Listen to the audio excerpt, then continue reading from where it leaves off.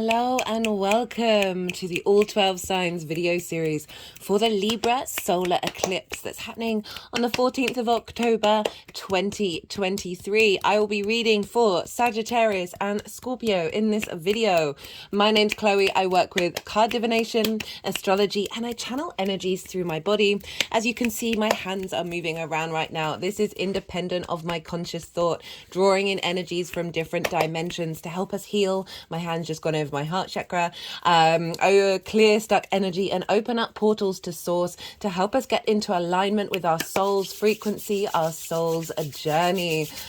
I recommend for those of you who know your time of birth to check out the sign that falls in the first house first, right? This is what's called your rising sign, where your ascendant falls. All the astrology for each of the signs will link into that sign being in the first house. However, this does not invalidate you looking at any other part of your chart. Every transit is affecting every part of your chart at all times, right? It's a smorgasbord of energy. But so perhaps look out where your sun or your moon is, or where your Venus is, because we're dealing with Libra. Just look to whatever other sign you're checking into. Look to where that sign falls in your natal chart. Look to the house that it's in, the themes of that house, and apply those themes along with all the meaning of whatever else you've got going on in that sign to the messages that come through. Take what resonates, leave what doesn't. Right, I'm going to crack on and keep this introduction short, and I'll be starting with Sagittarius. Sagittarius rising. How you doing, Sag?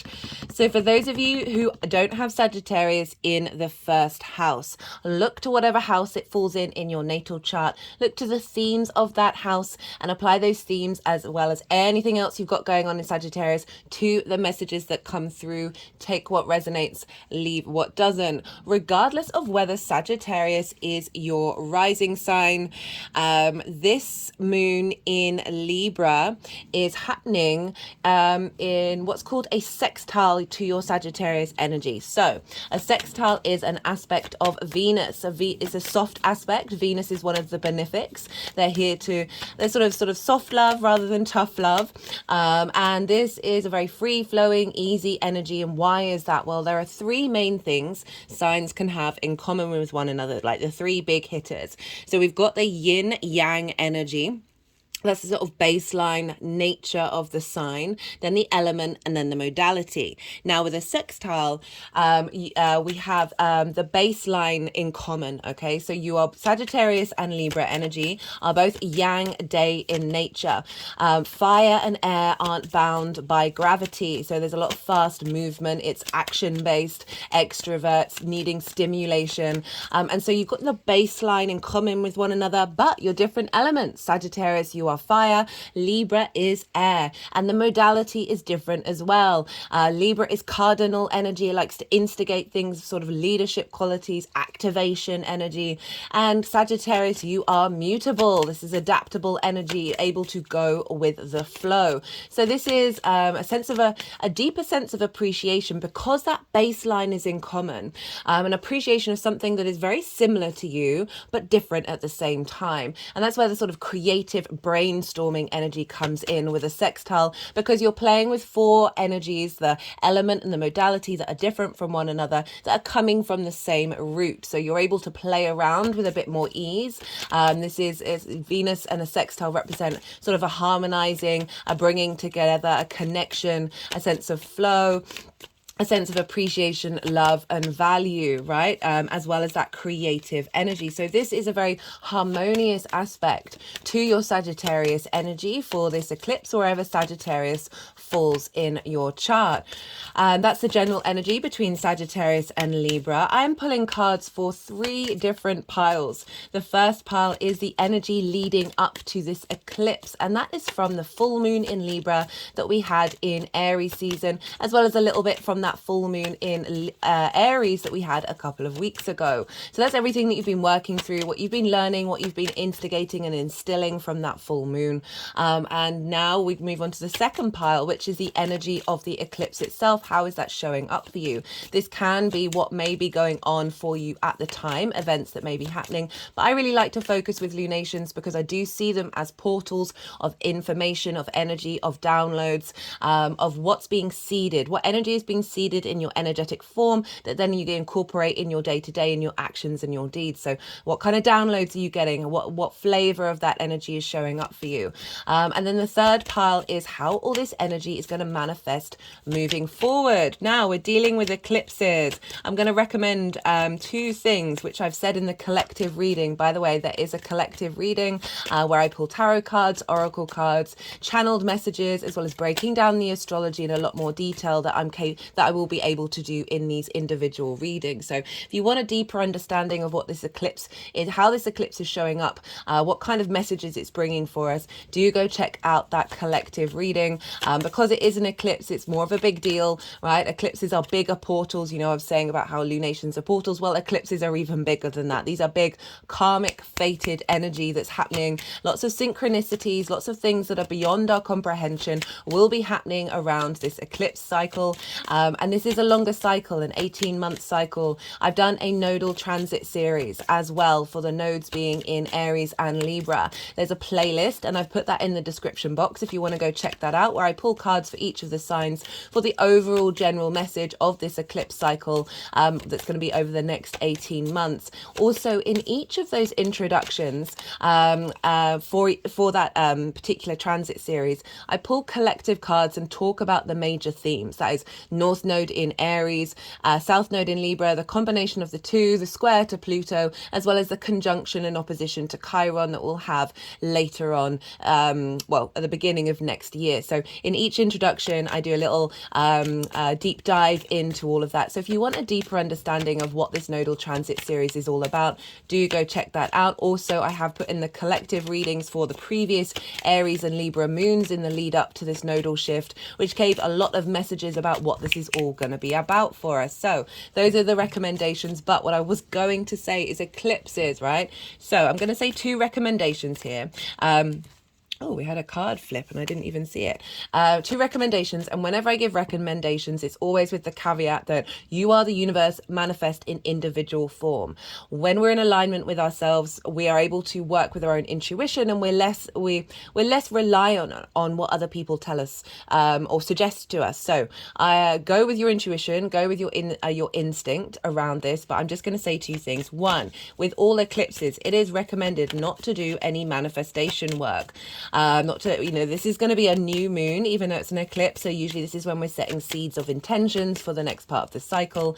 And the reason why it's suggested is because this is big energy, right? This is quite cosmic energy. It's called sort of like the source energy that has an understanding of the longer term narrative of your soul's frequency. And it's going to be bringing things into alignment for that frequency wherever this falls in your chart, wherever Libra and Aries fall in your chart. So when we start to micromanage and try and control, we might distort the energy or push the energy in a slightly more side quest route, rather than allowing and having faith of what the universe is going to be providing for us.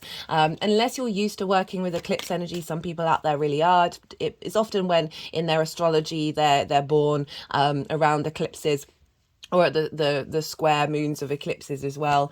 All depends on your own personal experience, but it is just generally recommended to not try and control what the universe is trying to lay out for you, because so often this can be things that would never have crossed your mind that come through in eclipses. So often it's to do with opportunities or people or events that involve a couple more steps that it just wouldn't have crossed your mind in order to get that into alignment. What I'll always say is with eclipse energy, just see what you're compelled to do, right? And I've just come back from a walk, and it's in my local park, and I was just really compelled to take off my shoes and walk barefoot. And because I did so, this young person smiled at me while I was doing it, and then followed me out of the park, not in a suspicious way, and just came up to me and said, "Hey, I'm looking to connect with sort of like-minded people. I like to walk barefoot as well." And we got chatting.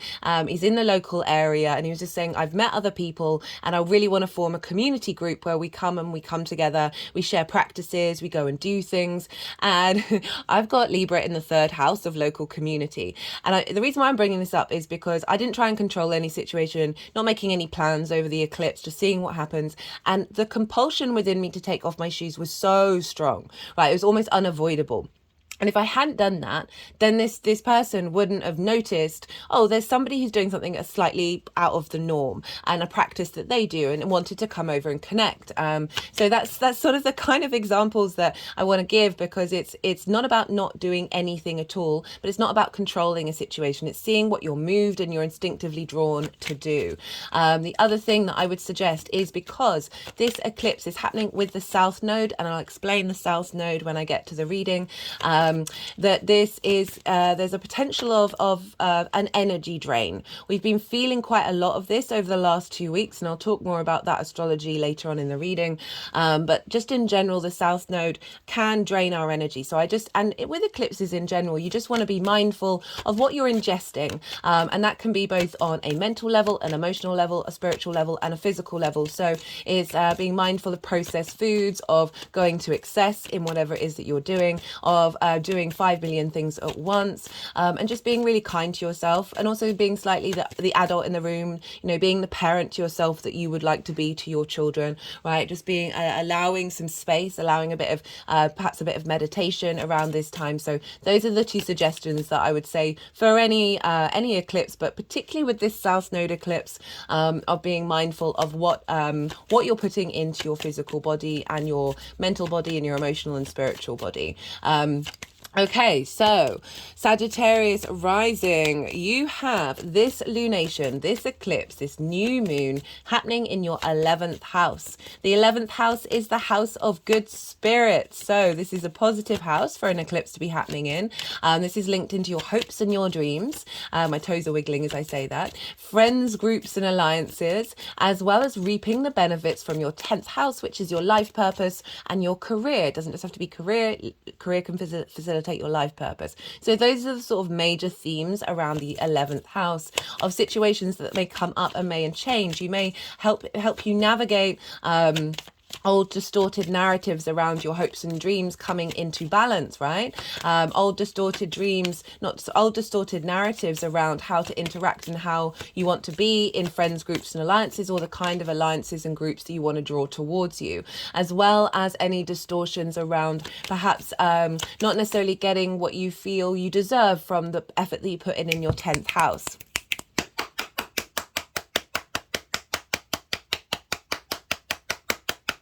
So the energies have been quite insistent on doing a fair amount of energy work when I've been doing each of these readings. And so whenever they start clapping, that's when I go quiet, because I do appreciate you might not be able to hear what it is that I have to say over over the clapping.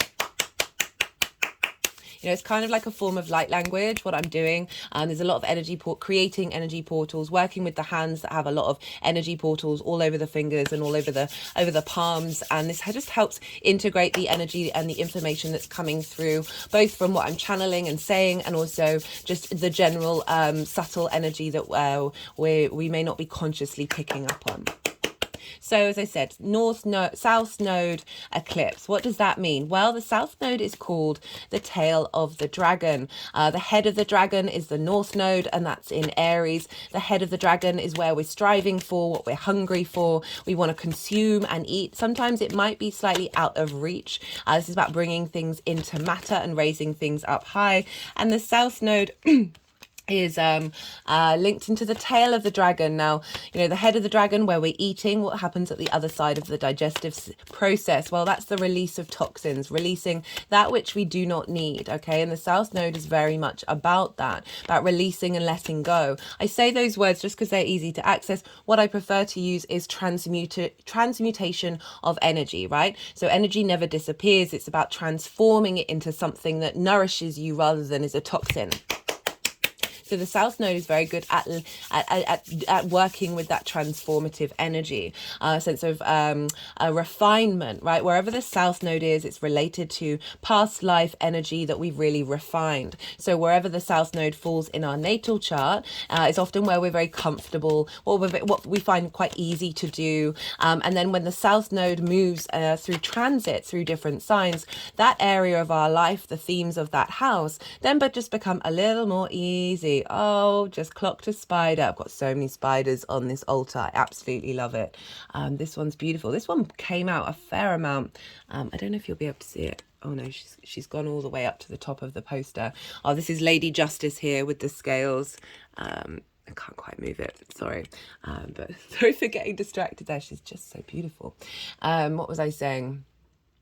Wherever the South Node moves in its transit over the 18 months, all of a sudden that area of your life just becomes a little bit more easy and a little bit more comfortable. And so often the human condition takes for granted for what we're comfortable with. And I really call you with that South Node is to not to take that for granted, because it's asking us, it's compelling us to refine that area of our life, to find depth in it, to get to the root of things, the foundational space of things, in order to move forward, right? The tail, imagine the tail acts as momentum to help push us forward, even though it is a release point at the same time. That energy that then gets released or transmuted creates space for that refinement, for other opportunities to come in.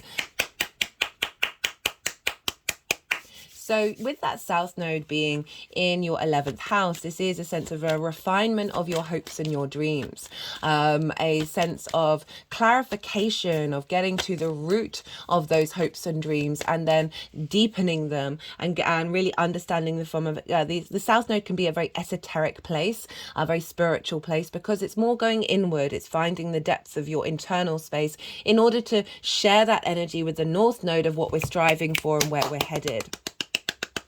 Also, friends, groups and alliances, a releasing of old patterns around how you navigate friends, groups and alliances. Perhaps this could be a releasing of a group that you're in that actually didn't serve you in the long term, right? And that can be very disruptive. Eclipses can be very disruptive, but it's releasing that in order to bring in a new group forward. Perhaps old alliances that you have that actually weren't ticking all the boxes fall away. As I said, again, in order to bring something new in. A release of a certain dream or a certain hope that actually isn't getting to your fundamental core of your soul's journey, in order for you to look at your hopes and your dreams in a different way that get you more in alignment. This could be new opportunities coming up of reaping the benefits from your career house as well. And I talked about releasing of old narratives. Now that gets me into sort of the Libra area of it, right? So Libra, some of the shadow side of Libra that we're all here to work through is that of people pleasing, right? Libra is the scales, it's the social air sign, and it is. Oops, the daisies.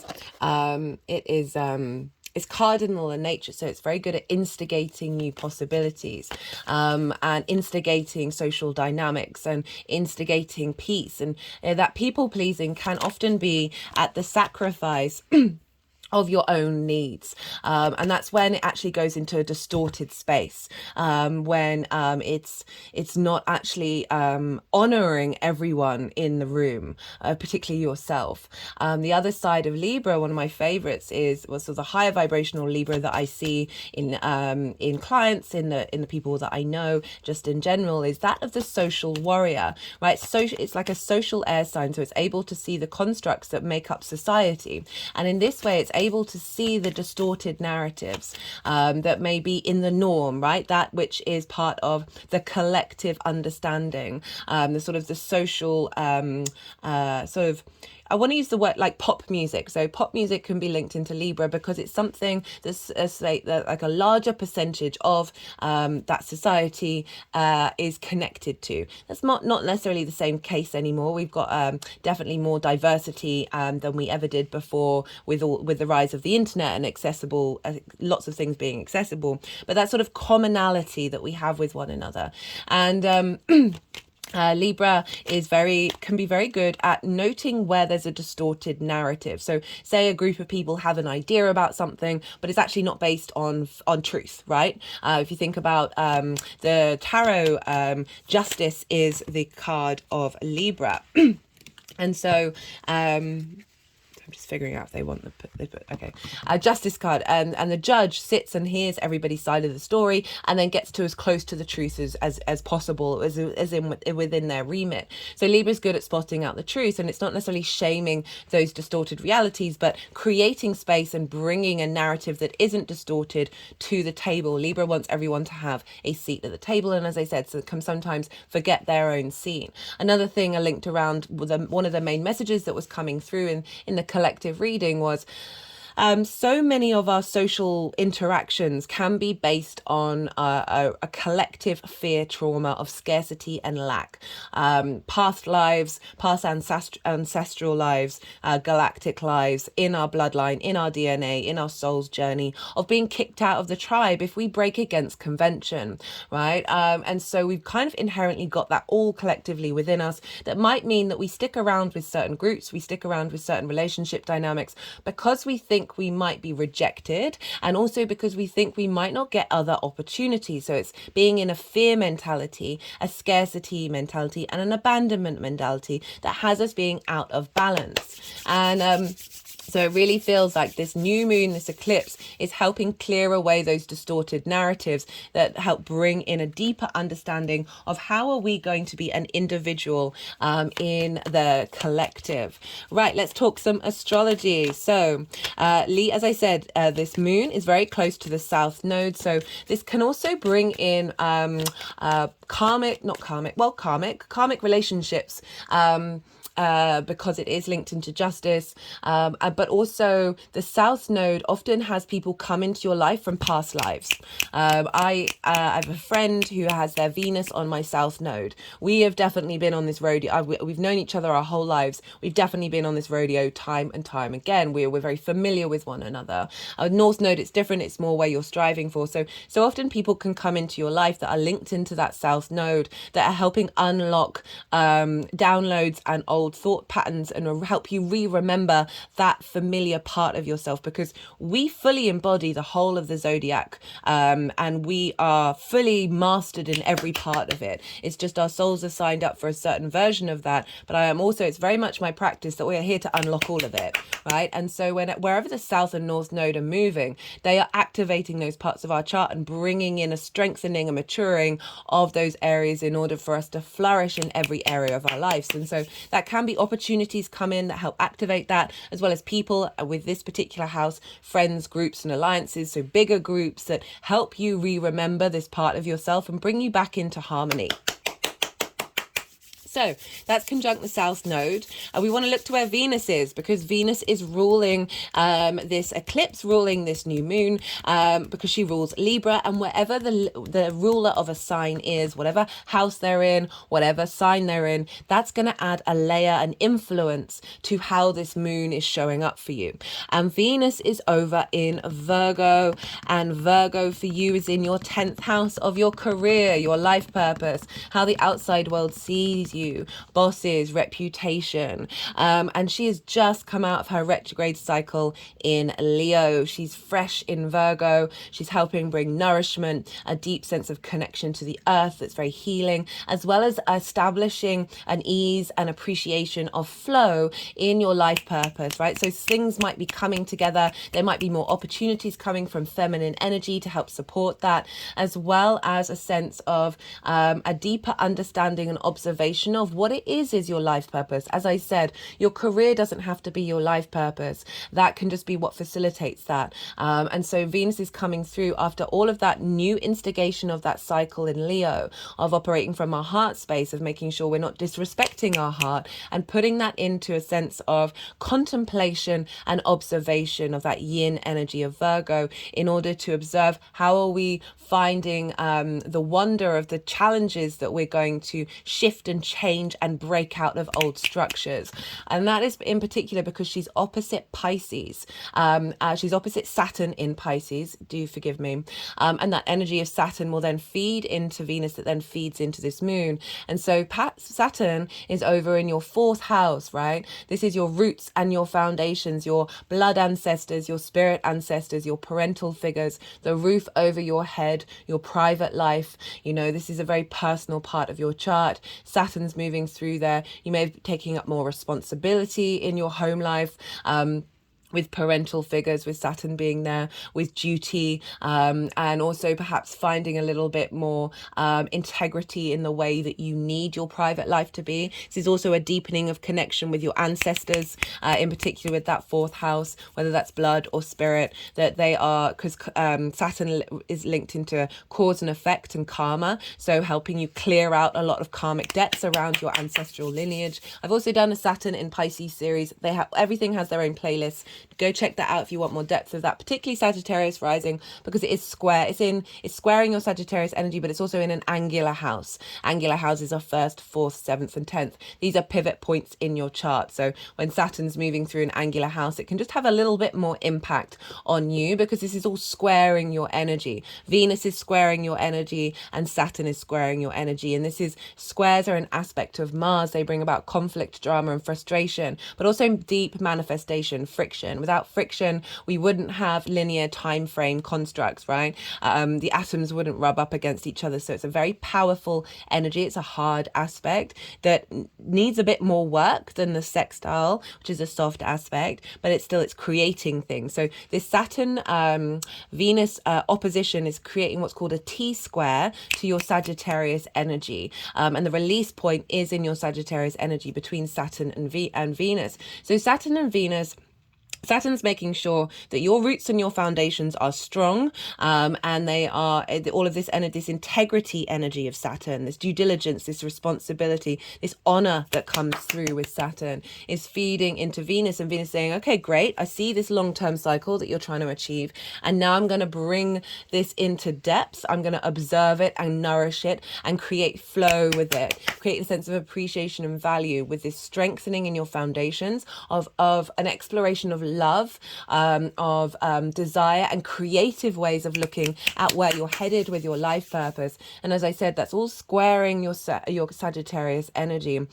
So the release point is you, and your Sagittarius energy, Sagittarius rising, Sagittarius, is how you embody your sun or your moon in your actions and your deeds. This is the 1st house. This is the lens in which your sun or your moon, depends if you've got a day or a night chart, is exhibiting itself through you. As your body, your appearance, your vitality, it's how you embody yourself. So you've got this very powerful opposition between Venus and Saturn. It's the first time in 30 years, with Saturn being in the sign of Pisces, of creating something from your foundational space to where you're headed in how you embody yourself. And this is sextiling this lunation. So you've got a lot of creative energy as well as manifestation energy of bringing something into being. As I said, it's not necessarily about manifesting by controlling what's going on, but the energy is creating momentum to provide opportunities to fulfill your hopes and your dreams.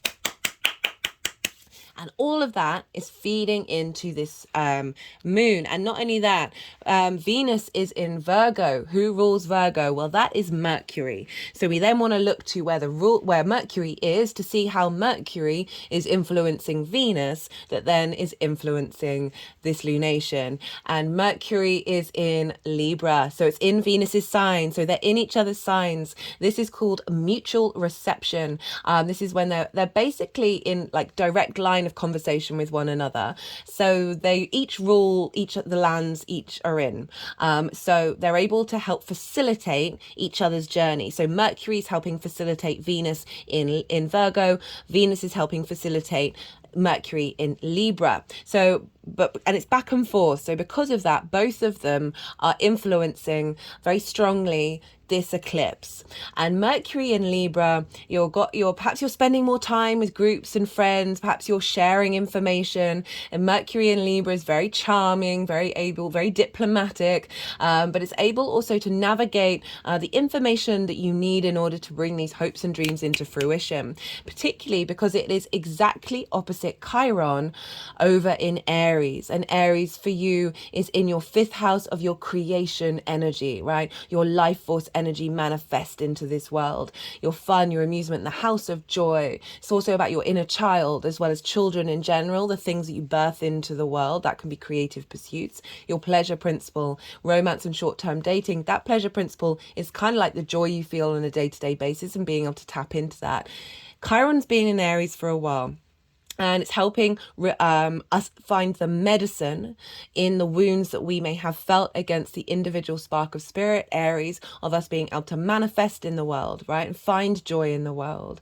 And Chiron is the master healer. And with this opposition to Mercury, it's this ability to see the information to bring about balance to your hopes and your dreams that have been blocked by your creative energy. And all of that is feeding into this new eclipse that's happening.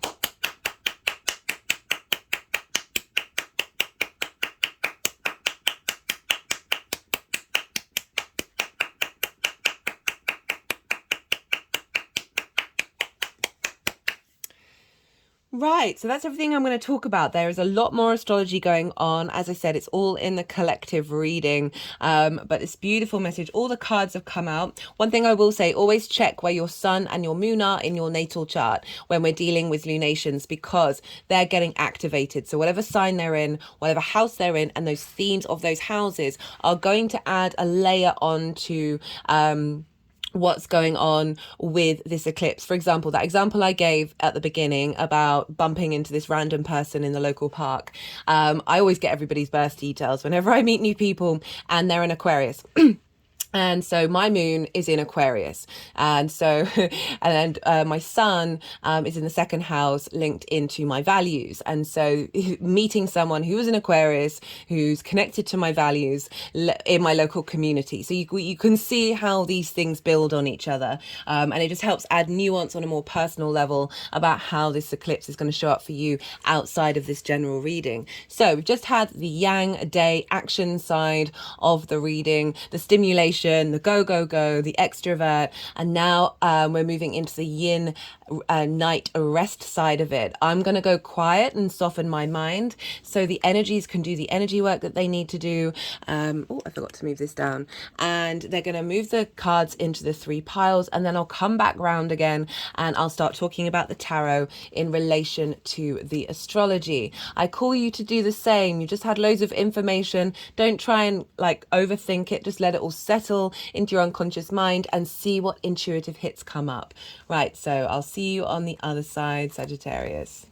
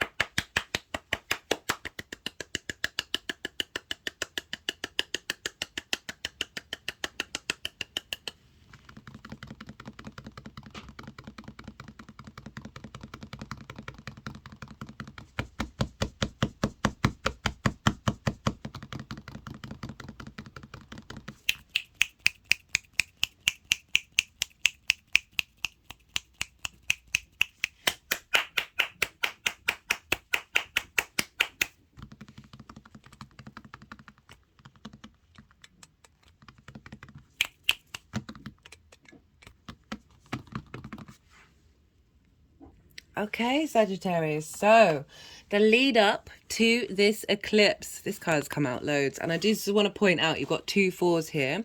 So, interestingly, you've got an 8 for the first pile, and that's split up into 2 4s at the top of the other 2 piles. So, this is the 9 of Wands crossed by the 8 of Cups. The 9 of Wands kind of, this is, you feel there's a sense of exhaustion here. Perhaps you've been really trying to put in a lot of effort around your hopes and your dreams, and perhaps you've been coming across stumbling blocks, and this is, you're feeling like you're having to be on defense mode. You feel like you just had to keep on going, but you're not getting any support. That could be in relation to groups and alliances that you're a part of as well, that you're just feeling a bit isolated by that, by those dynamics, or perhaps it's just one set, or it's not everything, but certainly something that's been getting into your core. You're still being you, and you're still trying to be you, but it just feels like it's not being received in the way that you would like it, because this person's really burnt out. They're really battle weary. See, they're covered in bandages, but they're still leaning in and trusting in what it is inherently within them. When this card shows up, I always say, do you need to be in defense mode, right? If people are coming for you, or not necessarily agreeing with what you're doing, do you need to be in defense, or can you just get rid of that defense and just keep being you, so you don't feel like you're draining your energy by having to be in this defensive position? But I'm more getting just generally just feeling a bit burnt out in general, around these hopes and your dreams, is that things perhaps haven't been moving in the way that you would like them to, and it's coming with the 8 of Cups, which is about I really feel like it's like navigating this framework, this way of engaging with the outside world, or with your hopes and your dreams. Like, it's you've been instigating a new way of flipping the switch on that, and just sort of clicking around the third eye right now, because the 8 of Cups is about going on a journey to find a higher perspective. Very funnily enough, we have an eclipse here, because this is about leaving something that's comfortable in order to go on this difficult route of climbing a mountain to get that higher perspective. And this can be like a comfortable situation that you've stepped out of, that on paper is ticking a lot of boxes, but isn't necessarily fulfilling your soul's need. But the other side of it, the way I read this card is, this is trauma responses and limiting beliefs. Okay, so much of our framework of how we go about our day-to-day now is based off of things that have happened in our very early years, that are a reflection of our natal chart and past life stuff and ancestral stuff, that are really ingrained in our subconscious mind. There are emotional habits that we have, that even if they might be slightly self-destructive, i.e. being in this scarcity and fear mindset, right? This is what this is kind of representing.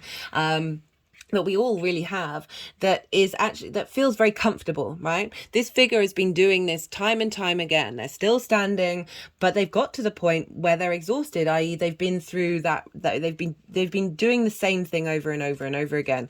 It's like, what is it, what's that definition of crazy? Is like doing the same thing over and over again, expecting a different result.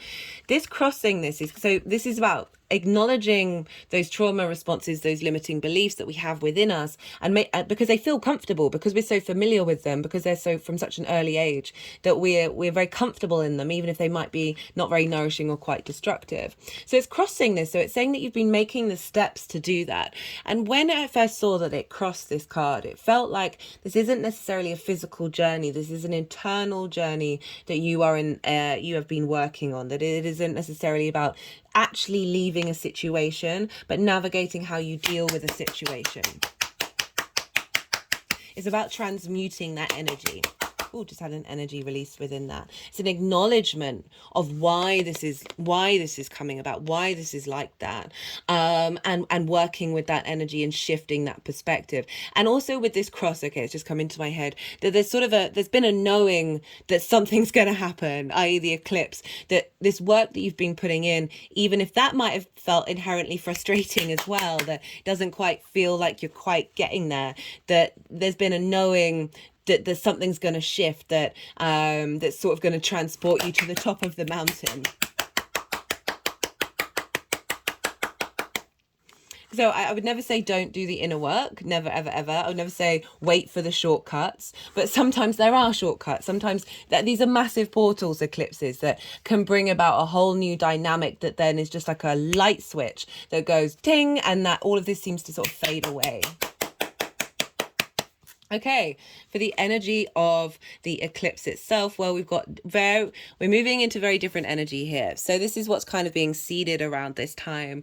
And we've got the 10 of Swords in reverse, we've got the Emperor card, and we've got the 4 of Wands. So 10 of Swords, this is all about feeling immobilized, or feeling... This is words, constructs, ideas, spells that have been cast on us. Words are spells by the outside world, right? This society that sort of limited your ability to move. I want you to notice here, though, at the bottom, this figure has its hand is in a position of the Hierophant. And that is kind of like acknowledging that these difficult times we learn a great deal amount, because the Hierophant is be your own guru. And guess who's on the bottom of the deck? So there's an acknowledgement of this learning, this growth that you've doing. And this is the reason why I feel like you perhaps stayed in certain situations or been in observation of certain ideas in order to learn and grow from them. And this is in reverse. So if you see here, all the swords are in the spine. We hold a lot of karma in the spine. It's a lot of blockages there, which often stops us, which basically keeps us immobilized in certain vibrational levels. And this is in reverse. And whenever this comes up in the reverse, if you think about it, all those swords are falling out. Yes, you may still have the wounds that need to heal, but you're going to be able to get up and start moving again.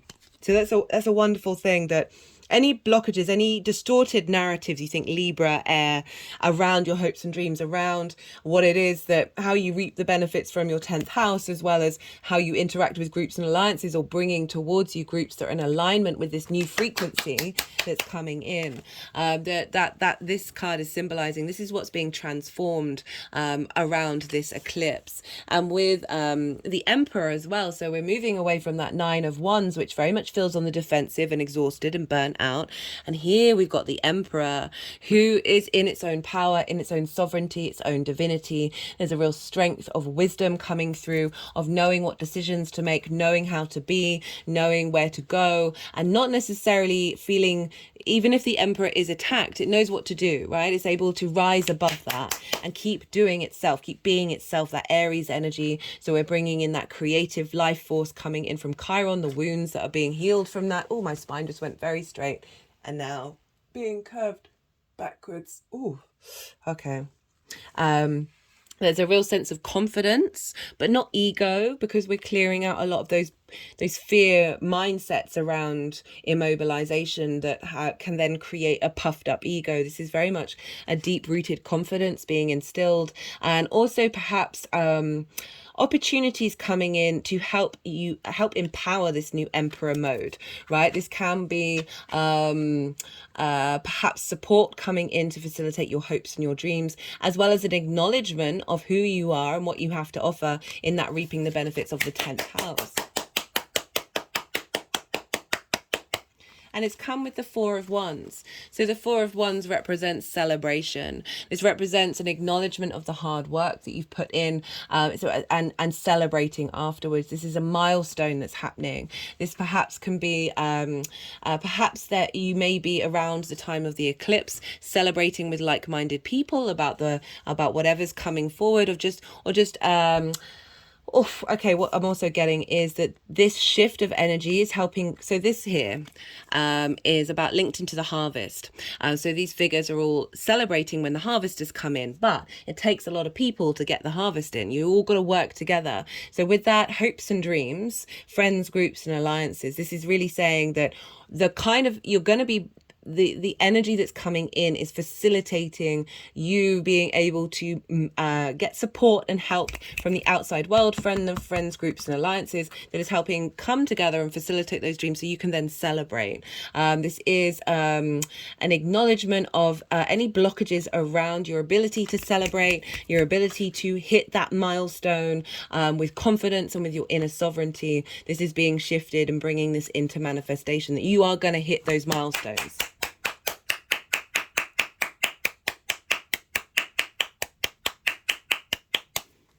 Right. Okay. So we've got the second four coming up. We have for how this energy is going to manifest moving forwards. We've got the World card, we've got the King of Swords, and we've got the Four of Pentacles. So two fours breaking down that eight of that journey, right? Fours represent stability, and there's a sense of balance here of this work that you've done of coming into fruition, of bringing about a sense of stability into your life. I've got the World card. Know thyself and the world will open up to you. This is a sense of completion, but a completion within yourself, that there's more of a freedom around you, the way that you look at your hopes and your dreams. You're more free and yourself in friends, groups and alliances, as well as this sort of this completion and acknowledgement of who you are, and the world opening up to you in terms of reaping the benefits from your career house, from your life purpose. So there's a real sense of confidence, double confidence with the Emperor and the World coming up. With the King of Swords, there's clarity and understanding of the direction that you need to make and the decisions that you make from it. This is very much the Truth card, the higher constructs, and so it's King. So there's a maturity, there's a sense of sovereignty in the way that you make your decisions around your hopes and your dreams. This also can be support coming in from another figure that's facilitating that, as well as you feeling very confident in speaking your truth in friends, groups and alliances, as well as being able to see clearly about any distortions and not let them block your way. There's a real sense of a deeper knowing of what truly are your hopes and your dreams, and being able to take action on them. We've got this with the Four of Pentacles. I love the Four of Pentacles. It gets a bad rep, but the way that I look at this card is you see this figure here, they've got a crown on, so we've got more sovereignty. We've got the Emperor, we've got the King of Swords, and we've got this figure with a crown, as well as the knowing thyself, and the world opens up, right? Getting to the truth of what it is that you truly want in this lifetime, what truly brings what truly brings good spirits to you, and not necessarily letting anything get in the way of that truth.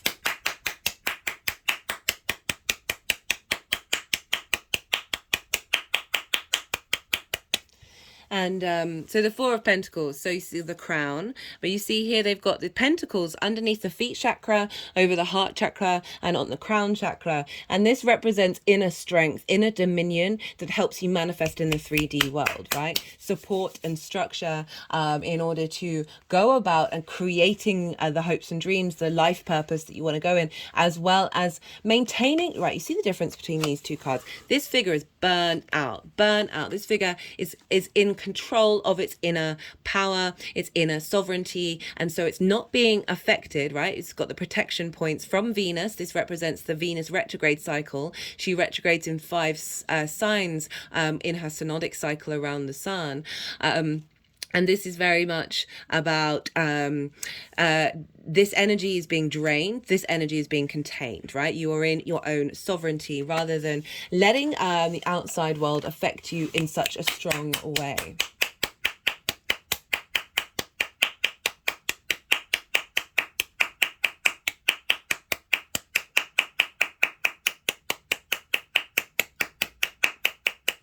Right, okay, I'm going to pull some clarifiers for you, Sagittarius. Let's see what wants to come out from the First Light Tarot. This is Major Arcana. I've got positive surroundings that came flying out. So very much a shift of gear away from that Nine of Wands, which is a very determined figure, right? Still standing, but the energy is draining, right? So it's not necessarily one that we want to hold on for too long. So positive surroundings are being created. Perhaps you're in your outlook around your hopes and your dreams, right? Of bringing in this understanding that you do have the capacity to celebrate the milestones that are ahead of you, those dreams coming true, right? So this is bringing in that sense, that acknowledgement of how you look at your future. It's not necessarily about controlling it, but certainly acknowledge that download is coming through of hard work. Yes, everything, like hard work is a wonderful thing, or putting in work that feels nourishing and good, that's going to, like, think of the harvest, that's then going to provide nourishment in the long term. But also know that that is a joyous thing to do, and there is joy at the end of the tunnel. Like, so a positive outlook that then creates positive surroundings, positive people in your life that is bringing forth there's just a bit more flow and a bit more ease, a bit more creativity, a sense of value and appreciation in how you embody yourself in your day-to-day that may have had you being blocked, may have had your hopes and dreams being blocked. The Devil card half came out of the deck, but I put it back in, and that is definitely about the material world potentially. You know, whether the deck went, well, you put the Devil card back in, so we'll show you another card that's kind of linked to that. We've got battle, good versus evil. I'm going to focus more on the battle, and remember, this is the battle weary soldier.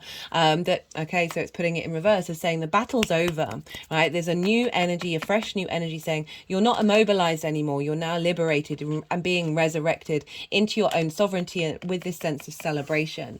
So the battle is over that you may have been facing and going through in relation to whatever it is that's going in your life. It's going to be very nuanced to you. As I said, look to where your sun and your moon are in your natal chart, and that will add on even more layers to what this is all about. Okay, let's see what final card we're going to get from the numerology deck. All the decks are in the description box if any of them take your fancy. So let's see what final card, what final message for Sagittarius for this Libra solar eclipse. And interestingly, so I just clocked that the Three of Swords is upside down underneath the Hierophant. So it's saying a clearing out of heartbreak, a clearing out of frustration, and finding that wisdom, finding the wisdom within it, and being able to put that into practice, right? So the Hierophant is very much about putting what it's learnt into practice. So being your own guru and being able to find a more vibrational frequency in alignment with your change coming up, in alignment with your cut the deck and got love. So a real shift of dynamic. As I said, I was just trying to say that getting more in alignment with your soul's frequency, and all of our soul's frequency is love, basically, but it comes out in various different ways. Okay, Sagittarius, I'm going to leave it at that. That was pretty crystal clear reading. I really enjoyed that one. I hope you did too. If any of it resonated, don't forget to hit that like button. All interaction on the channel is greatly appreciated, as this is a growing channel and it really helps the algorithm. So it is very, very much appreciated. Thank you so much for being here.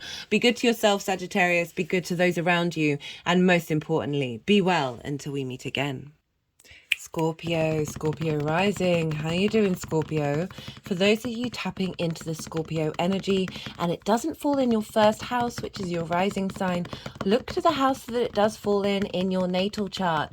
Look to the themes of that house, as well as all of the meaning of whatever else you've got going on in Scorpio, and apply that to the messages that come through. Take what resonates and leave what doesn't. It's as if that Scorpio energy, with all the connotations of your natal chart, have now moved to the first house. Now, Scorpio, regardless of whether this is your rising sign or not, Libra is right next door to you. So this is what's called inverted.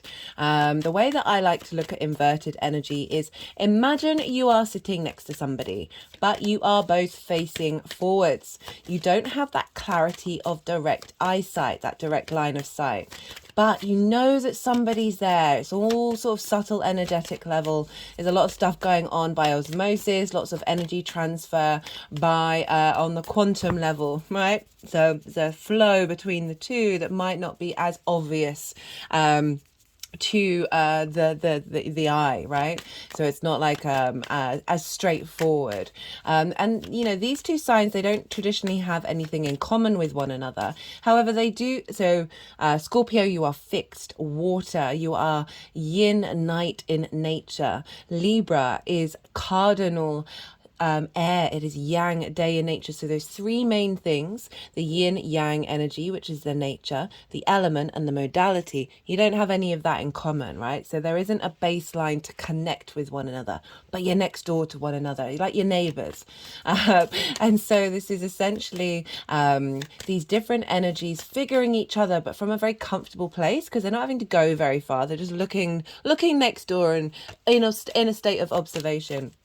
But not, perhaps not, you know, maybe not, you know, I'm mixing up ideas here of looking straight ahead, or then just that, you know, your neighbors next door. Our energy is so infectious, right? When somebody's has got a bad mood, who's in the office, that can be very contagious. So it's your energies between each other's signs are in a state of flow with one another, and you're picking up on that.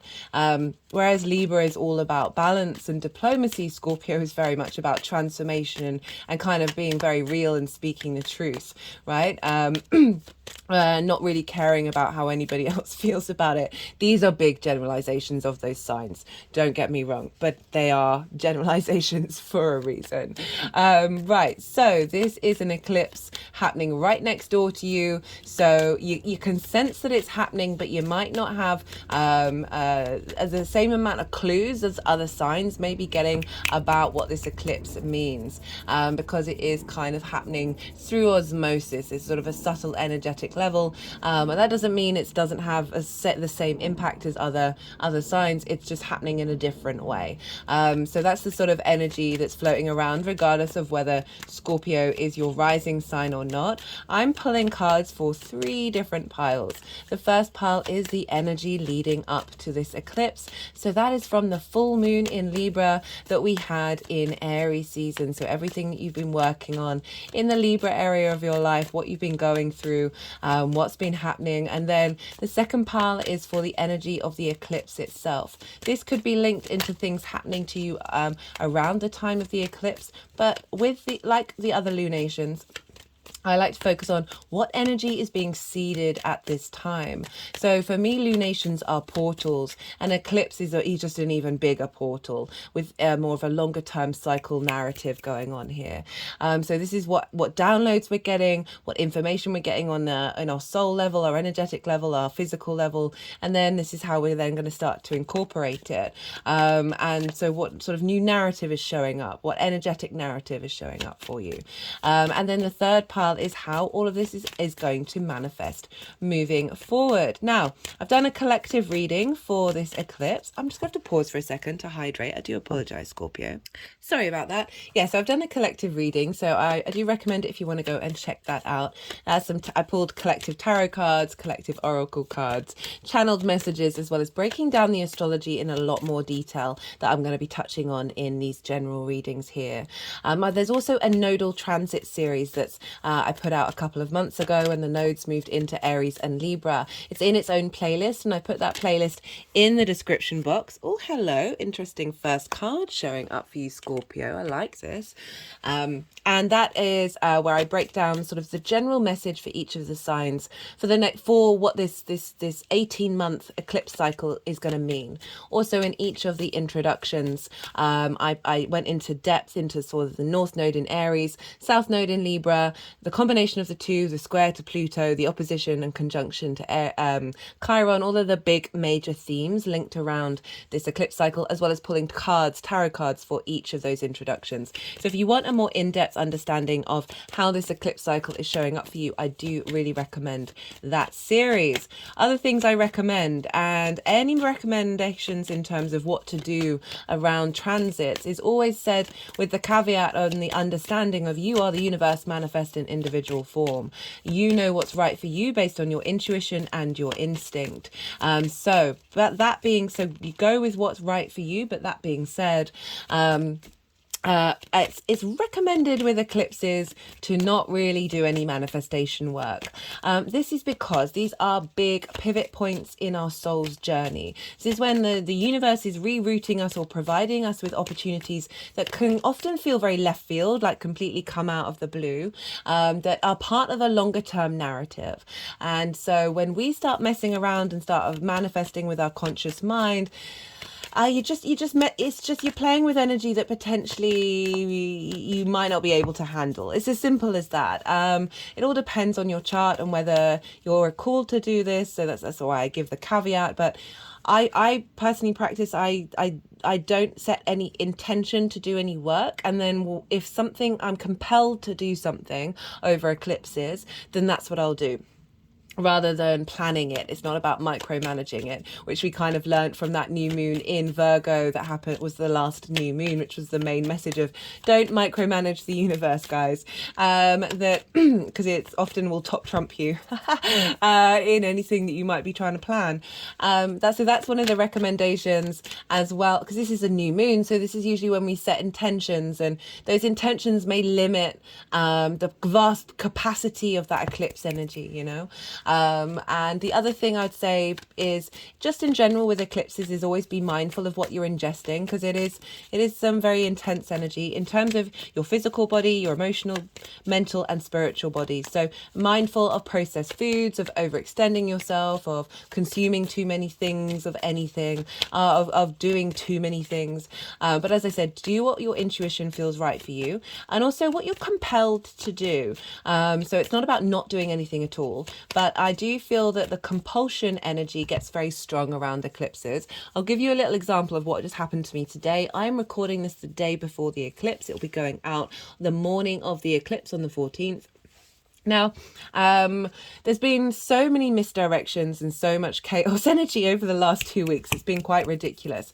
We've seen it on the main stage. That happened over the weekend, which was very much linked into the astrology. The moon was opposite Pluto, squaring Mars, the south node, and squaring the north node. So I also saw it, a lot of fights were going on, a lot of domestic heated discussions in my local areas, also talking to people of just certain things coming up linked into the heart space and of being disrespected, and because Venus has just moved out of her retrograde cycle, which means we're now instigating and being an observation of areas of our life that aren't serving that, and because she's moved into Virgo now, and then figuring out how to bring flow into our lives. But because of the astrology and because it's the lead up to an eclipse in Venus's sign, that it's got pretty heated, right? And I just say be kind to yourself of what's been happening. This is eclipse energy, and the general astrology has been wild, and so just be really kind. Why was I saying that? Oh yes, right. So today, I lots of things were going wrong. I went out to go to the shops to get some vegetables, and everything was going wrong. And I ended up walking through my local park on the way home, and I felt really, really compelled to take off my shoes and socks and walk barefoot. We're heading towards autumn at the moment. We are probably sort of on the way to autumn now. The weather is shifting. Today's probably one of the last warm days that we're going to have, and the compulsion was, I could feel it. It was very, very, very strong. And I ended up walking barefoot and having a little bit of a detour before leaving the park. And because of that, this person cycled past me and sort of gave me a smile at the fact that I was walking barefoot. It was sort of an acknowledgement of, oh, you're doing something a bit different. And I appreciate that. And then when I left the park, I had my headphones in, so I couldn't really, you're not always fully aware when you've got headphones in, but I just realized that same bicycle was coming up beside me, and the guy got off and we started chatting and saying how they want to set up, they have the intention of setting up a community setting up a group in our local community that's linked into more spiritual and meaningful ideas, right? Sense of nourishment. And they were saying how they too walk barefoot through the park, and it was very much linked into my astrology, linked into this eclipse, and it was that compulsion energy. It wasn't that I wasn't doing anything. It wasn't just I was sitting in meditation for 24 hours, 48 hours while this eclipse happened, but just doing what I felt naturally drawn to do. And it was very much linked, as I said, into my astrology around the eclipse, and it was very if I hadn't taken off those shoes, that wouldn't have happened, right? So it's one of those things that it's not about trying to worry about the things that you haven't done or worry about what you need to do, but it's about that instinct within us, that compulsion energy of the eclipse. Right, so those are things that I suggest. I also suggest with that not eating lots of heavy processed food as well, because it is conjunct the south node. So let's get into the astrology of it. So I'll talk about the south node. Scorpio rising. This is happening in your 12th house. This is the house of, this is the hidden house, the house of mysteries. This is the hidden constructs of who you are. It's the mental constructs of who you are, often our unconscious space. And so we've got a lot of trauma here, right? We've got a lot of trauma and limiting beliefs, trauma responses. This is often where anxiety and depression can show up, as well as loss and grief, a sense of isolation, a going inward.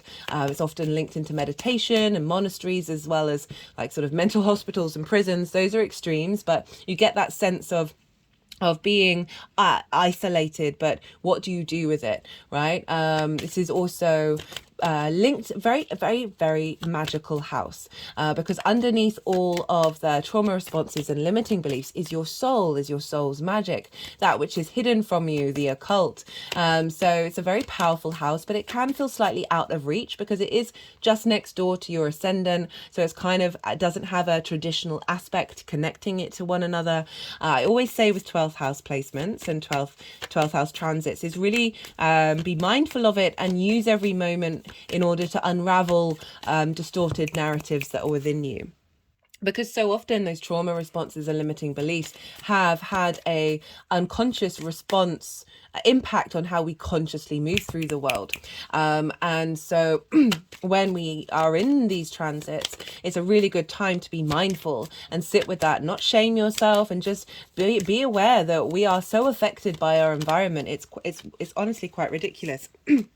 And that we are here to refine that and be at peace with it and unlock those things and unravel that energy so it set it free, so it can then transmute into the magic that is within you.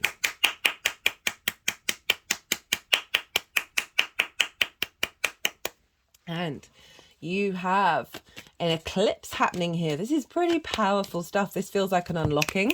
It really does. So it's a new moon, so it's instigating something. It's a new beginning in this area of your chart. The 12th house can often feel very, it can be very personal to you, but not necessarily something that you integrate in the rest of your chart or the rest of your being. It can also feel you can feel quite isolated. It can feel, although very personal, very far away, very out of reach. And so having the south node move through there, the south node is the tail of the dragon. The north node, where in Aries, is the head of the dragon. That's what we're striving for. That's what we're hungry for, what we're consuming, right? The head of the dragon is always eating. What's the other side of the digestive process? Well, that's the tail of the dragon. That's the releasing of toxins. And so we get a lot of phrases around the south node of purging, of releasing, of letting go. Yes, this is all true, but that's just one of the stages of what the south node does.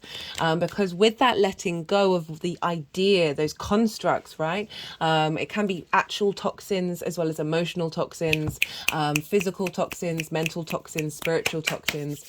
And the south node, the job of it is composting, right? Of what do we do with that energy? We then transform that into something that is nourishing, because the south node is often linked into past life energy that we've really refined. And so wherever it is in your natal chart, that's usually an area that you're comfortable with. It's a very easy accessible part of your chart. But as the human species, we can take that which we're comfortable with for granted. I call you not to do that. The south node is calling you not to do that. So with a transit, wherever the transit moves, you just got a bit more comfortable. You're a bit more comfortable with wherever that is. So you're a bit more comfortable with your unconscious space. You're a bit more comfortable with why you respond in the way that you are, with your trauma responses, with your limiting belief, as well as that you're accessing magic and bringing balance to that.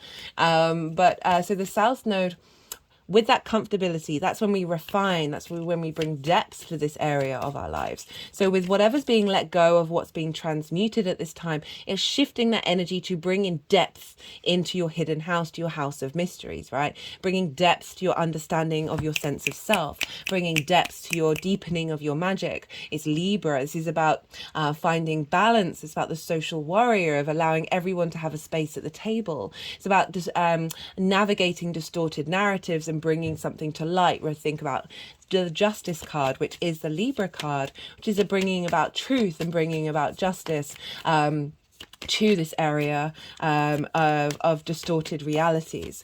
So this is a very, very powerful eclipse that's happening, a new moon that's bringing in new opportunities of how you look at yourself, you look at your unconscious space, you look at your trauma responses and limiting beliefs, bringing in new narratives around how you comprehend your own soul's magic, how you comprehend isolation rather than seeing it as a frustration, but seeing that as where you find inner peace.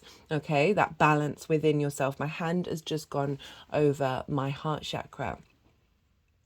So, as I said, this can be a releasing of old narratives. So many of our social narratives, and that can be those social narratives that you have affected your unconscious space, right? Come from a fear mentality, a scarcity mentality, that we're operating from a place of lack because we may people please everybody around us and forget about our own inner peace because we may conform to certain situations based off of our fear of getting kicked out of the tribe.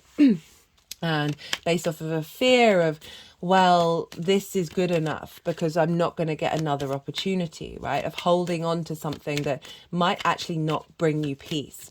This is definitely feels like a rebalancing that's happening here. That Libra is able to, this new moon, this refinement of that Libra energy is able to see where those distortions are and bring the truth of things to light.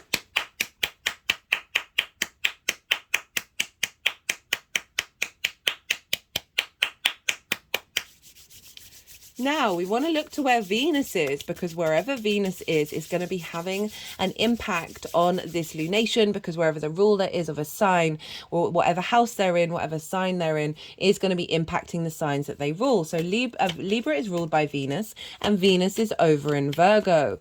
Now Virgo is in your 11th house. It's sextiling your Scorpio energy. Sextiles bring about a sense of appreciation, of value, a sense of a sense of appreciation and value. And a sense of creative energy. Venus is moving through there, helping find deep nourishment around your hopes and your dreams, friends, groups and alliances, as well as reaping the benefits from your 10th house.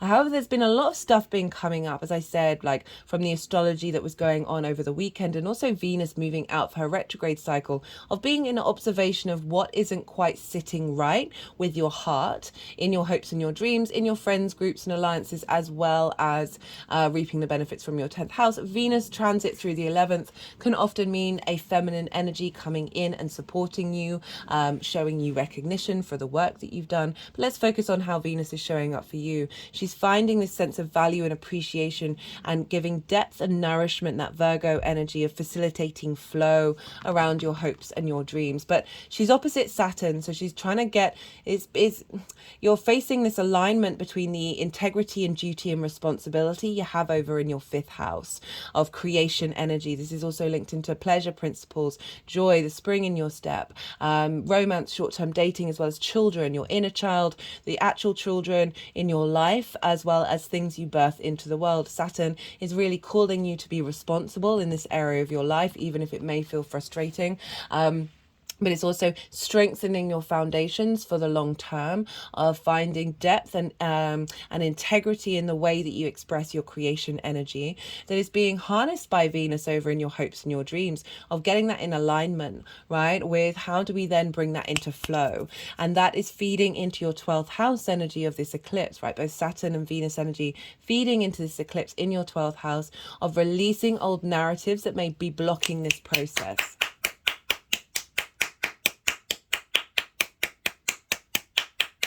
Venus wants you to feel good in this 3D world, right? So she wants to help you through your soul's journey of releasing those narratives and getting you into balance. But Venus is in Mercury's sign, Virgo, right? So where's Mercury? Because whatever's going on with Mercury is impacting what's going on with Venus. And Mercury is in Libra. So it's in Venus's sign. This is what's called mutual reception. This is where two planets are in each other's realms. And they're essentially, there's a very strong energetic connection between the two. Venus is helping Mercury out in its in her sign, in her realm. Mercury is helping Venus out in his realm, their realm even. Mercury's deemed as neutral. So they're sharing resources, and so there's a feedback loop between Mercury and Venus, which means they are both governing this eclipse. Now, why is this significant? Well, Mercury is exactly opposite by degree Chiron in Aries, which is in your 6th house of work, health, and routines. Chiron's been there for a while. So Mercury is moving through Libra. This is the charmer, the diplomat in action, but also Mercury's picking up information about how to find balance into your life, a focus of finding that balance, a focus of finding that inner peace in order for you to then flourish out in the world and facilitate your hopes and your dreams. And it's opposite Chiron. Chiron's the master healer. Chiron's been playing a significant role in the Aries lunations and the Libra full moon that we had, right? The sun was in Aries during Aries season, conjunct Chiron. The moon was opposite that. So now we've got Mercury opposite that with this new moon. And helping us understand and collect information that it's in our unconscious mind, that is releasing traumas around work, health, and routine, and turning that into medicine. That's instigating, that's feeding into the energy of this eclipse.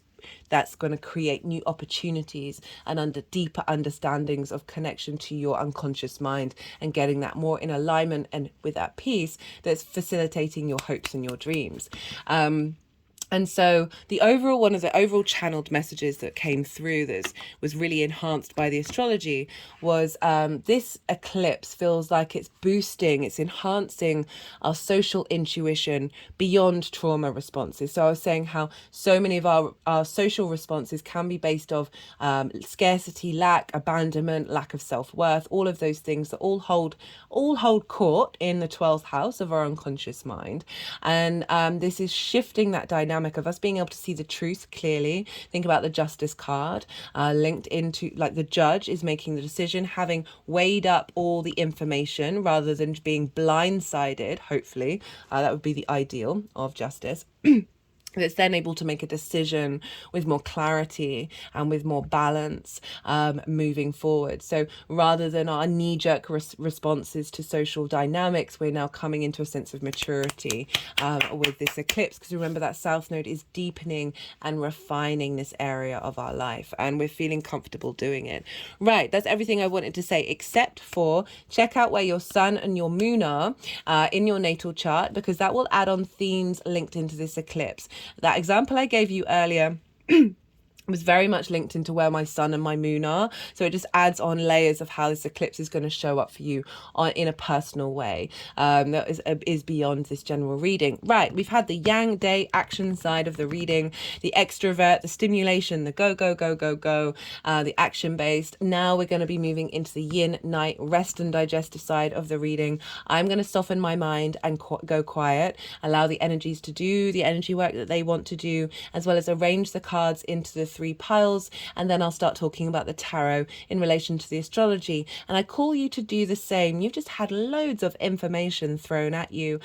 Soften your mind. Don't try and overthink all that information. Allow it all to settle into your unconscious mind, very appropriate for the 12th house, and then see what your intuition is telling you. See what crops up in relation to this eclipse cycle.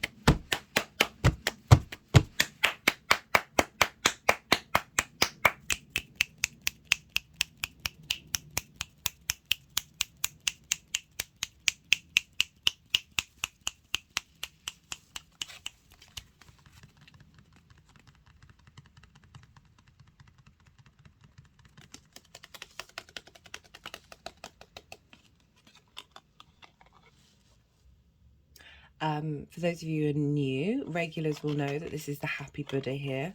And so it's quite, I'll remember that and I'll bring that into the reading later on. Very, very interesting for the 12th house.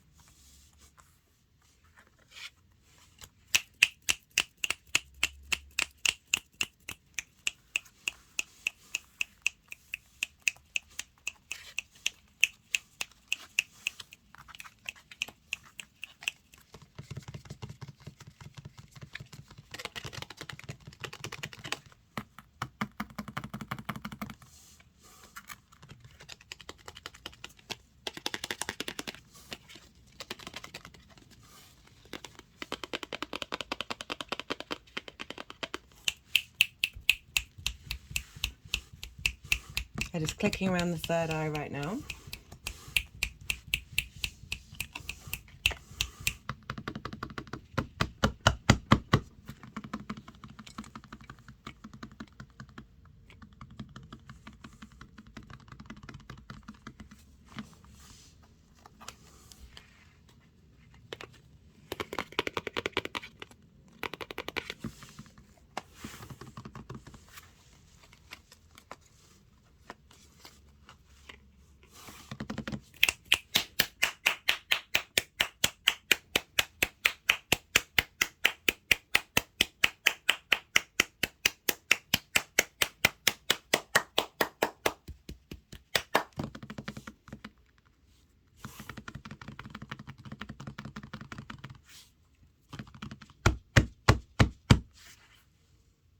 Okay, Scorpio. So we have, for the lead up to this new moon, to this eclipse, got the Seven of Wands. We've got the Page of Wands and the Knight of Pentacles.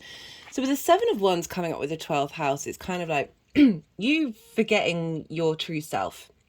Okay, so we are all, in my opinion, yeah, we are all source manifest. We are creation energy. We are love energy. And it's part of our human incarnation journey is to kind of forget all that and go into separation and then re-navigate ourselves back to source, right? So this card is all about this person is on the higher ground. They're standing on a cliff. They have something to offer. They have something of value. But they look how unsteady they look. Look at that face. That face is like, what is going on? I don't know who I am. I don't know what I have to offer. They're wearing different shoes. Okay, so there's a sense of not shaming wearing different shoes. It's quite fun to do, but you can feel quite unsteady if you're trying to fight these things off, right? So this is kind of competition energy of feeling you've got to you've got to be in a state of defense mode because you don't realize your own value. Okay, this is a lot of trauma. The way up when that card came out, I was like, okay, so that's the trauma responses and the limiting beliefs that you're kind of constantly in a state of fighting off by embodying them, which is weird, that are re-enhancing by fighting these things or by engaging in these dynamics, not necessarily fighting them, by engaging with these dynamics, these trauma responses, these limiting beliefs. You're re-enhancing the fact that you don't know your own worth.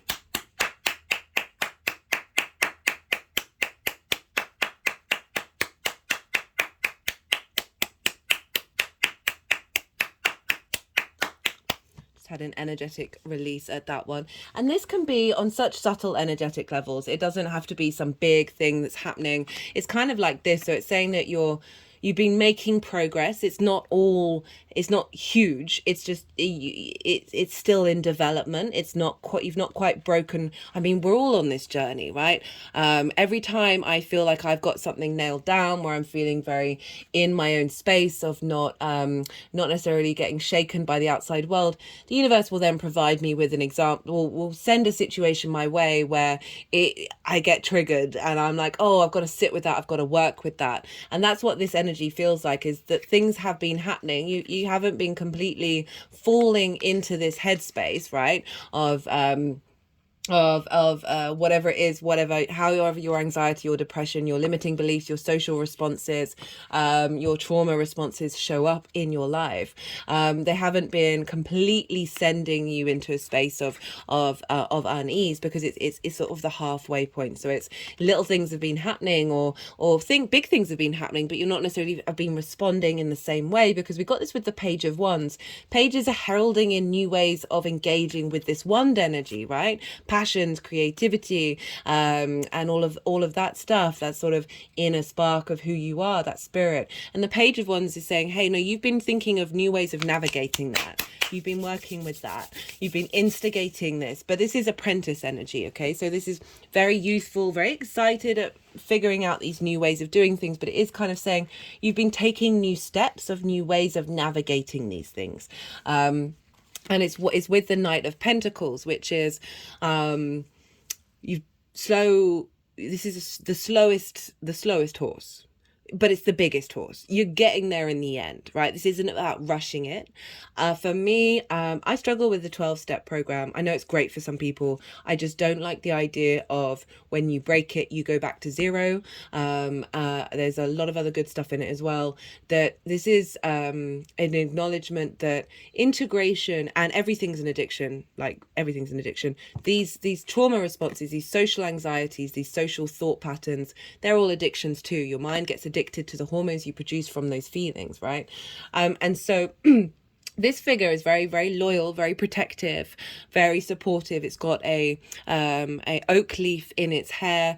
Very funnily, I just picked up some fallen oak leaves today, and it represents strength and wisdom. This is acknowledging that this stuff takes time, and you're not always going to get it right. Right, we're all apprenticeships in this earth energy, this incarnation, right? That's not a shaming element. That you're gonna get there in the end. This horse is gonna get you to your end, the end of the road, right? It's not gonna get burnt out. It's strong, it's stable, it's supportive, but it does take time.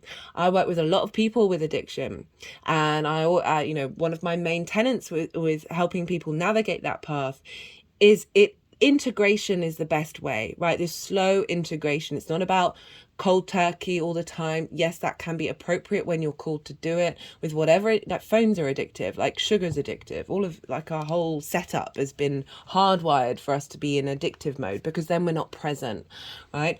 But it is about being mindful of your day to day and allowing that integration happen. Yes, you may fall off the horse, but that horse is still going to be standing there. It's not going anywhere for you to then get back on it again. And then slowly by slowly, and when you do that, when you add on those layers of integration, it builds and builds and builds and builds and builds. And then all of a sudden you realize that you have created something that is supporting you for the long term, right? That's really ingrained in your physical being.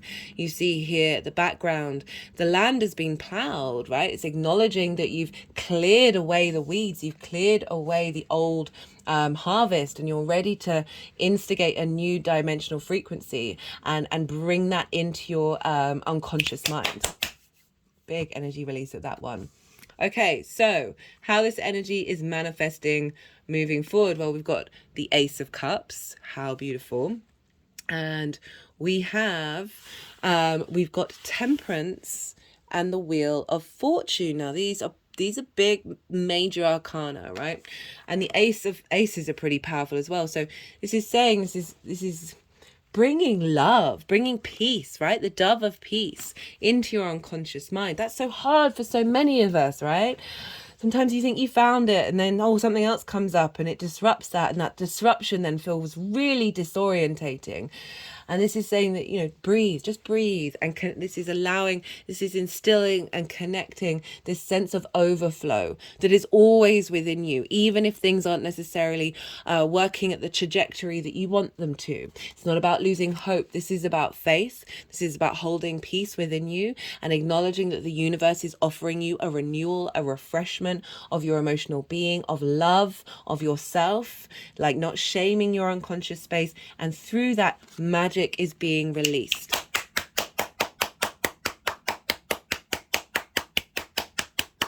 Because the Temperance card is all about magic. This is alchemy. I just have to pause for a second. Sorry about that, Scorpio. This is all about alchemy, right? Refinement of self.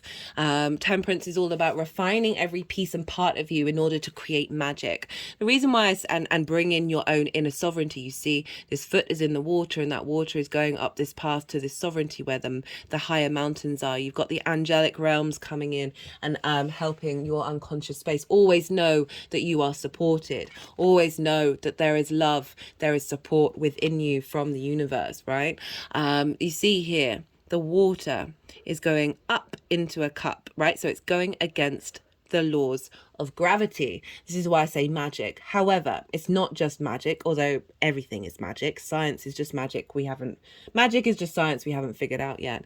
That this is about doing something differently. This is about breaking old patterns, old narratives.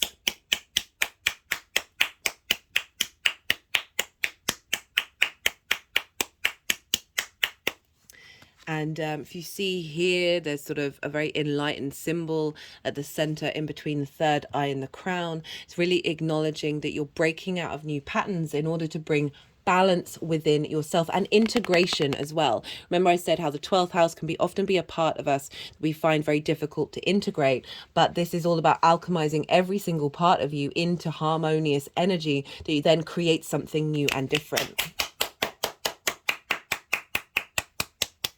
And it's coming with the Wheel of Fortune, which is saying whatever this is the fate is changing. The wheel is turning upright. This is bringing very fated energy. Eclipses are very fated energy. That's connected to love, right? That can be, it can be romance. It can be that. But this is deep, unconditional love of self, right? And being at peace with yourself in that, finding that inner harmony that our outside world isn't necessarily going to have so much of an impact on anymore, right? You're moving away from this the sort of these things that feel exterior to you, and like so much of our social anxiety. Libra is very much linked into social anxiety, anxiety, depression, whatever it is, those trauma responses. They are things that you embody but aren't you, right? They aren't your true essence, which is love, which is a higher vibrational frequency that happened just to decide to sign up for this nonsense in the material world, right? I've been using this new deck since, what was it? The Virgo new moon? Forgive me for not remembering. Okay, not too long, but the Fool hasn't come out. This is the first time the Fool has come out using this deck. So just wanted to let you know. You started using it around the autumn equinox, which was, yeah, the end of September. So about a month. Yeah. Yeah, it's not come out. I just wanted to let you know. So you got two aces, right? This is a real renewal, and I love that it's the Ace of Cups and the Ace of Swords. So we've got the swords representing Libra, this clarity of truth, right? This new mental space that is more based on truth and victory and a higher perspective than any other, than this distortion, right? This distortion of your own value. This is getting cut, navigated away, and you're being given the tools in order to do so. And what I really like about this is we started with the Seven of Wands and we're ending with the Eight of Wands. Now, the Eight of Wands also showed up in the collective reading. So what it's saying is it's moving from from one situation to another, from one mindset to another. And so we've got this with the Fool. So we've got the Fool and the Eight of Wands.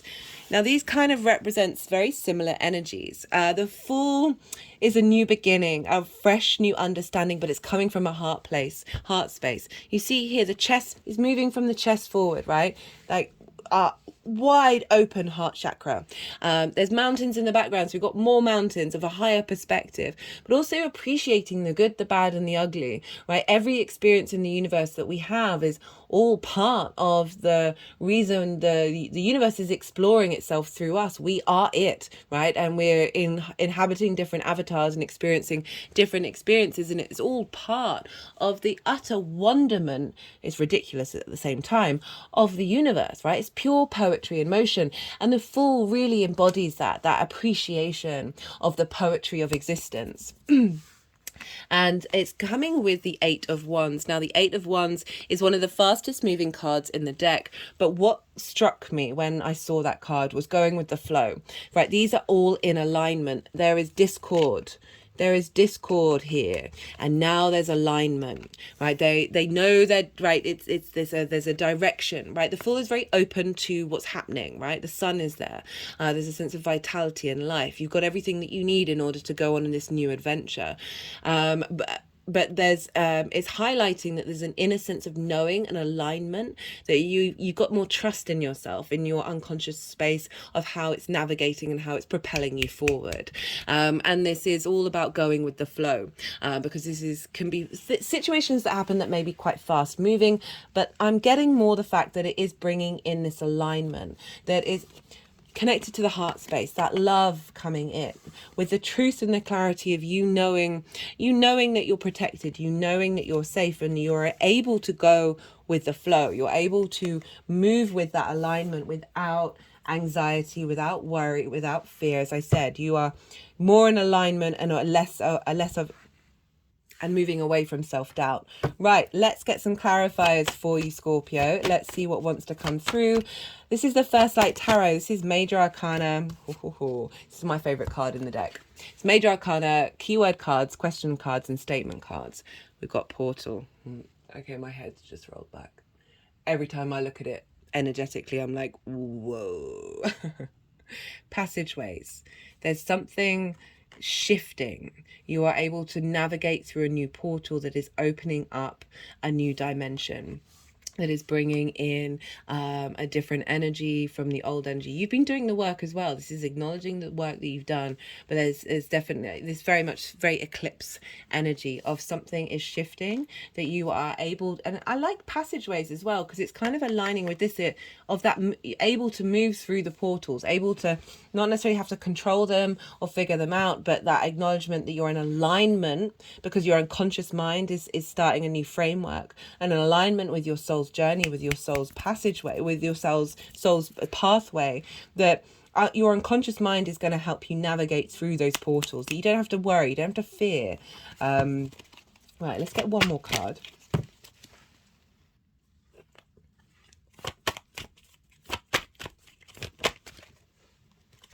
We've got the Hierophant.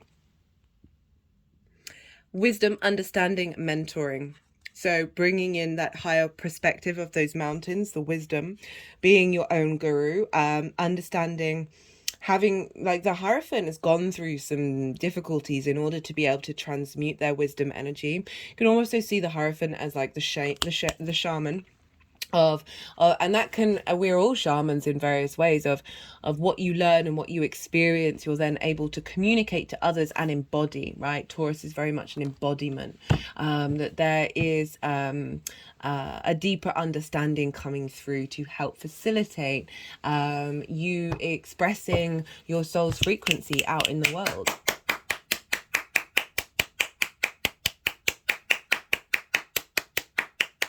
And a deeper sort of knowing, right? That sort of being at peace with things, moving away from worry, right? Worry of that Seven of Wands, of am I good enough? Do I have to, it's that Seven of Wands, I really do get that sort of fear and that scarcity complex, which is a distortion of reality, or, you know, which I talked a lot about in that Aries full moon video, if you want to go check that one out. That is a very powerful energy matrix that is around, that we are here to navigate that and help transmute that energy. And as Scorpio, you're all about transformation. It's Mars. It's about this desire to go deep into the depths of things. And sometimes we can get stuck in those depths. And I really love the Fool and the Eight of Wands coming up with so many of these cards, actually. I love coming up for you, Scorpio, saying, look, you can go those places, but it's not the only dynamic, right? We hold all of the zodiac within us, and there is other stuff going on as well, right? It's not just the zodiac, but it's one of the main matrices of the Earth experience. Because if you think about it, like all of that formation of the planets and the way that they communicate with one another, it comes from the inherent origins of the universe. And that's wild. And we incarnated here. Right, final message. This is from the numerology deck. All the decks in the description box. This is the final message for Scorpio for this lunar, not a lunar eclipse. I always say that, but I'm saying that because it's Libra. From the solar eclipse in Libra, which is a new moon. We've got parenting. Okay, what's coming up here is, because we're dealing with the 12th house of issues around parental figures that have caused limiting beliefs, frustrations growing up, that you've had to sort of self-soothe, self-parent, and it's you've been working on.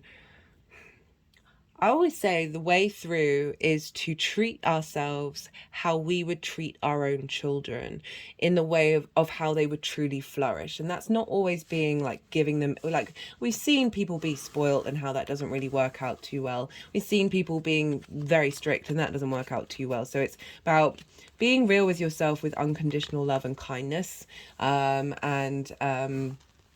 bringing that into your unconscious mind and how you talk to yourself and treat yourself, and any blockages that there may have been. I just got karmic completion at the bottom of the deck.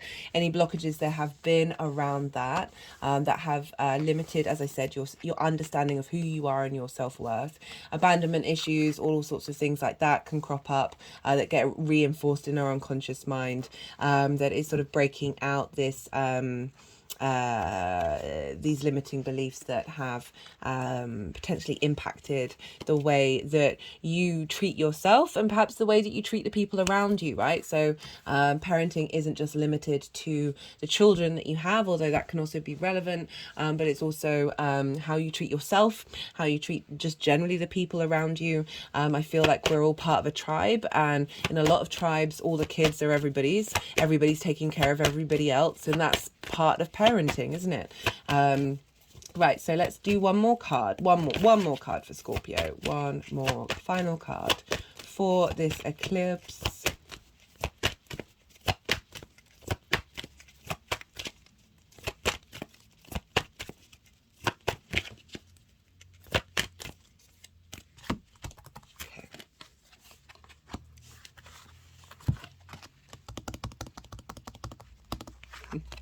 Okay, so it's wanting to go over some of the cards, the oracle cards that I pulled.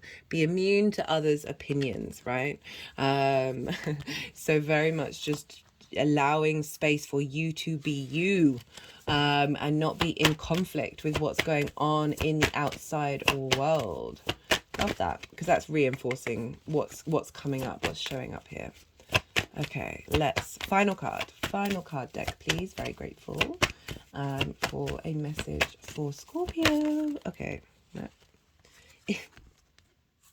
Individuality. That's just what I just said. So they're kind of going, yeah. Let's just be clear about this. And yeah, okay, so that's making me think of tapping into the magic of your soul that's underneath all of that have been potentially blocked from other aspects going on in your life. We all have it, right? We're all channelers, we're all healers, we're all connected to magic, every single one of you out there. Right, okay, I'm going to leave it at that, Scorpio. I hope you resonated with this, and if you did, don't forget to hit that like button. All interaction on the channel is greatly appreciated. This is a growing channel, so it helps the algorithm send it out there, or the algorithm is doing its magical job anyway, but as I said, it is appreciated. Be good to yourself, Scorpio. Be good to those around you, and most importantly, be well until we meet again.